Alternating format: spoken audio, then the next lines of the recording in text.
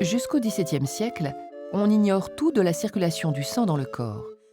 S'inspirant des écrits de Galien, vieux de plus de 15 siècles, les médecins pensent alors que c'est le foie qui produit le sang, le cœur le chargeant d'un esprit vital qui distribue la vie dans l'ensemble du corps.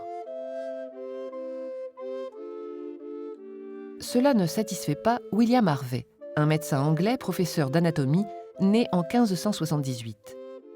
Il connaît l'existence de valvules le long des veines, des membranes récemment découvertes dont on ignore le rôle. Il va bientôt en faire une preuve dans sa théorie de la circulation du sang. On place un lien au-dessus du coude. À intervalles réguliers sur le trajet des veines, au-dessus du lien, on repère des nœuds ou des renflements. Ils sont formés par des valvules. Si vous pressez la veine de manière à chasser le sang, vous ne verrez pas le sang refluer.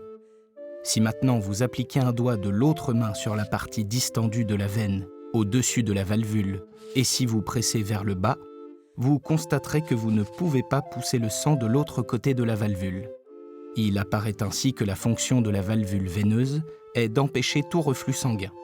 C'est la preuve que dans les veines, le sang coule des parties inférieures aux parties supérieures. Ou autrement dit, que les veines ramènent le sang vers le cœur. Pour étayer sa démonstration, Harvey multiplie les observations sur les animaux, comme les grenouilles, les serpents, les poissons. Harvey s'interroge aussi sur l'évolution du cœur des fœtus après la naissance. Le médecin appuie aussi sa démonstration par des calculs.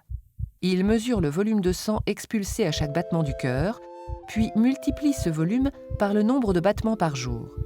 Le cœur expulserait chaque jour plusieurs centaines de kilogrammes de sang. Impossible si, comme le disent les anciens, tout ce sang vient directement de ce que l'on mange. De tous ces indices, Harvey déduit le principe de la circulation sanguine. Il l'expose en 1628 dans son livre « Démonstration anatomique du mouvement du cœur et du sang dans les êtres vivants ».